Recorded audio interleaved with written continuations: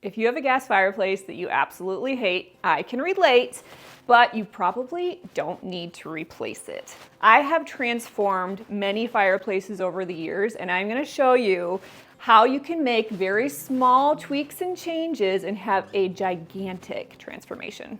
Hello, I am Sarah. Welcome to Grace in My Space. I have been sharing all of my home remodeling journey for the last 10 years with you here online. And I am really excited about this particular topic. Many people will go into a home, they'll see a fireplace, and they will have the mindset of, I hate that fireplace. But really, I'm guessing that the thing that you hate about it is one of these 5 elements. Either the surround, the hearth, the wall itself that it is on, the fireplace door and trim, or the most common, the mantle. You can make the exact same gas insert look completely different by changing one or multiple of those 5 elements surrounding it. Now, I've actually done this over and over and over, and so I'm gonna walk you through exactly what that looks like. Idea number 1, paint the existing surround. Paint can dramatically change the look of a fireplace, and you can do this on many different materials: dated brick, tile, stone, wood, the fireplace wall itself. But I would caution you, don't just automatically paint everything white. That tends to be the easy design decision, and sometimes it is an option that works great. But sometimes you need something a little different for your style home. You might need a deeper color to make the fireplace recede, or a warm neutral to make it feel more intentional. And I have actually done this in our lake cottage quite a few years ago. I had a behemoth of a fireplace, 4-sided, floor to ceiling, 2-story. It was gigantic, and it was a painted brick that made it look like a red brick, which was kind of ironic in my opinion. And so I really wanted to lighten the space, bring in more lake cottage vibes. And so I used a really nice warm neutral taupe to ground it, to make it a little bit more blended into the space, but not a stark white that stood out too much. This really toned it down and made it one of my favorite features of the house, whereas before it felt like it was swallowing the room whole. And in the end, I came to love it, and it was extremely budget friendly with just a gallon or 2 of paint.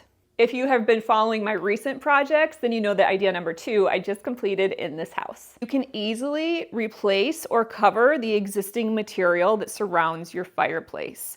You can retile this around, you can cover an existing material, you can simplify a pattern. This is a mindset shift from, I don't like this fireplace, to I don't like this tile, or I don't like this brick, or I don't like this shiplap. Often it's the material that's wrong, not the fireplace. And refacing an existing surround can be substantially less involved than replacing the fireplace itself. I just did this in our basement, where I had a very overbearing 70s brick fireplace, and I decided to keep a little bit of the brick but cover the majority of it to tone it down, to simplify it, to modernize it a little bit without losing character and charm, and also to bring the entire space together to be less busy. I kept the existing mantle, added columns and a wood face around it, and then painted it all the same color as the built-ins next to it to really tone down and make the space look more intentional. Idea number 3, change the mantle. This is often a very simple solution that feels really intimidating because it's a mantle and it's important and you want it to be structurally sound and you don't know exactly what's behind the walls, but usually it's a little bit more simple than it seems. I did this in our last house, where I had a very honey oak 90s orange mantle that was actually really small for the space and it looked really dated. I swapped it for a very beautiful hand-hewn barn beam that I grabbed off of Facebook Marketplace. I think I only paid like, I don't know, $10 to $50 for it. It was extremely affordable. Added a new bracket, popped that on there, and even did nothing else to the existing drywall surround. That one swap completely transformed the way that it looked.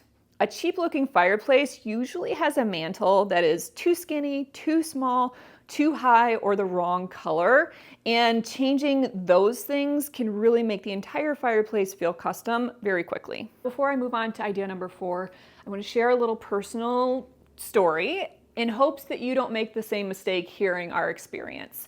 Our second house, we had a very large stone fireplace that we converted to a high efficiency wood burning fireplace. And the installers installed it wrong and it caught our house on fire. It was very traumatic. We were at home when it happened, asleep, had a newborn and a 2-year-old. We were displaced for 6 months while they had to completely remodel our home.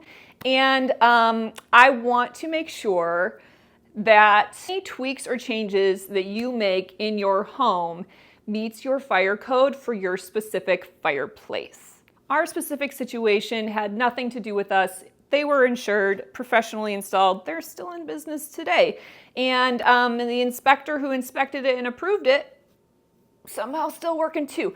But because of this experience, I am extremely cautious when it comes to discussing anything fireplace related online. I want you to make sure that you know what your fire code is for your specific insert or your specific fireplace.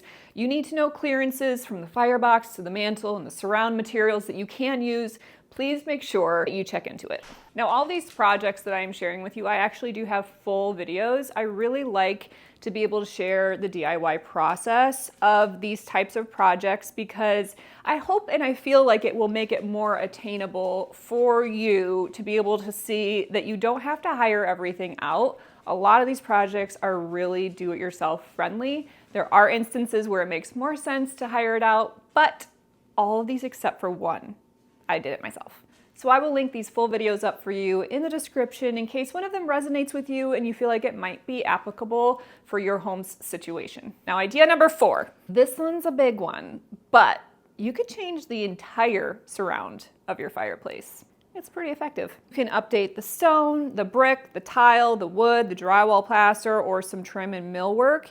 You don't necessarily need a new fireplace, but you can give your existing fireplace an entirely new architectural envelope. I did this at our last home, and this is the one project that I did hire out. I do believe it would have been DIY friendly, but I did not want to take on this project, and I'm very glad that I did hire it out. I had our contractor actually bring the entire fireplace out and create a beautiful arched structure. Then we added some stonework and a limestone hearth and completely transformed the existing 2-sided insert into a whole new look. Now, depending on the material that you use, this could be a more affordable option. This wasn't. Stone was not the more affordable option. But if you used a plaster or if you used a wood, that can be much more economical than stone or tile. And building this around the existing insert instantly will save $3,000 to $6,000. Idea number 5, change the fireplace door and trim. This is especially true of dated fireplaces. A lot of that 90s brass is just screaming, I need an update. And so I have done this on my in-laws' house where you simply take off the doors and the trim, spray paint it with a high heat paint, very important for this particular situation, and then pop it right back on. Usually I would recommend choosing a high heat black paint, like a matte black. It really just helps the entire thing recede into the background, kind of like this modern version looks right now. But you could also do anything. You could do an antique gold, you could do a copper, you could really customize it to what your style is and what your home's character is, and make it a really beautiful centerpiece. In other instances, you can actually just take it all the way off, which I did in our kitchen. I did also paint the brick on this project, but I removed the doors completely. And again, this needs to be doable for your specific fireplace. Not all of them will accommodate this, but just removing the doors altogether really made the entire space look a lot more updated. And the bonus of that option is that it's completely free. Just take them off. No need to replace.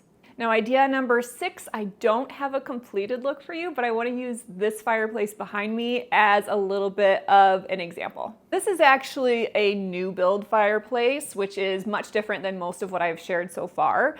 But we built this addition, our living room addition, in 2024.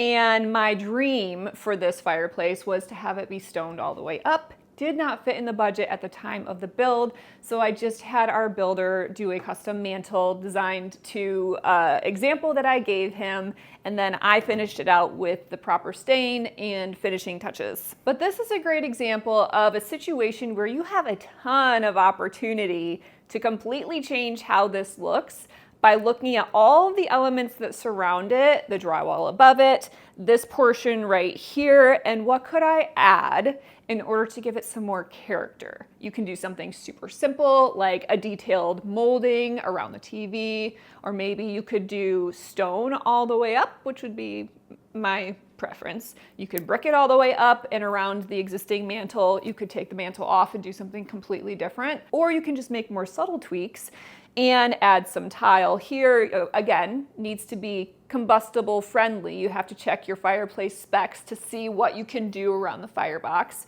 But you could add tile, you could add stone, you could add wood elements all the way up, shiplap or tongue and groove. It would be, I mean, the options are endless, right? There are so many different ways that you could change this kind of blank slate. Now, I have windows on either side of my fireplace, but let's imagine that I don't. I think that one of the issues that a lot of people have is that their fireplace can feel disconnected from the rest of the room.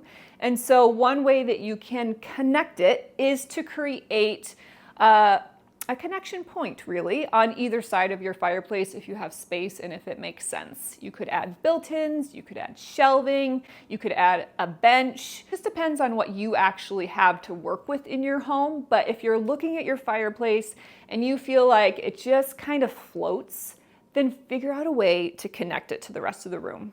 And then idea number 7, I think this is a bonus. I might have only said that I had 6, but you can change your hearth.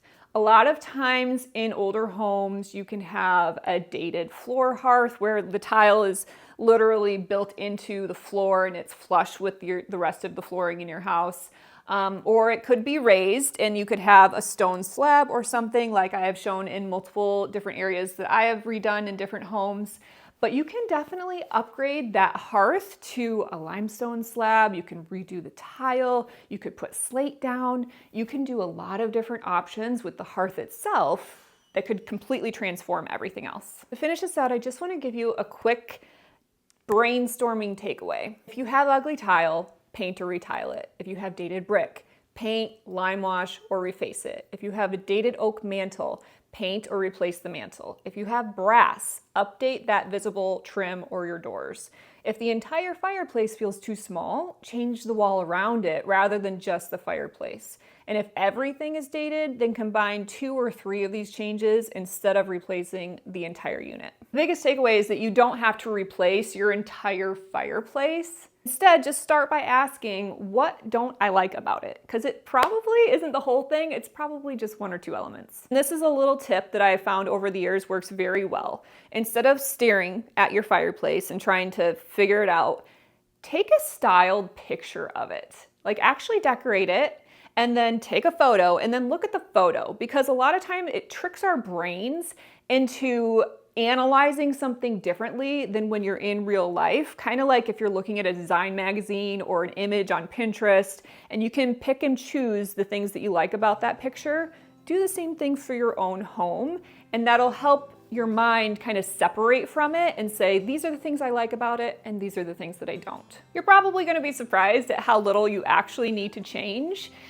when you do it this way. Now, I would actually really love for you to drop a picture of your fireplace in the comments. Tell me what you like about it, tell me what you don't, and I think it'd be really fun in a future video, with your permission, to use some of those examples and design the room and figure out what we can do to update those spaces. Thank you so much for watching. Make sure you hit that subscribe button, and I will see you next week.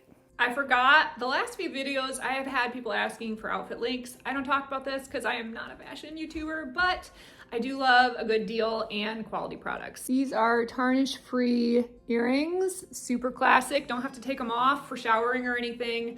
I love this really dainty necklace. The t-shirt is a classic, and the pants, hold on. The pants are very comfortable, hold on. This is why I'm not a fashion influencer. These are a long though, and I am 5'8", and that's why I got a long. I do have the same brand in a regular, and this leg is a smidge too short for me, so links are in the description.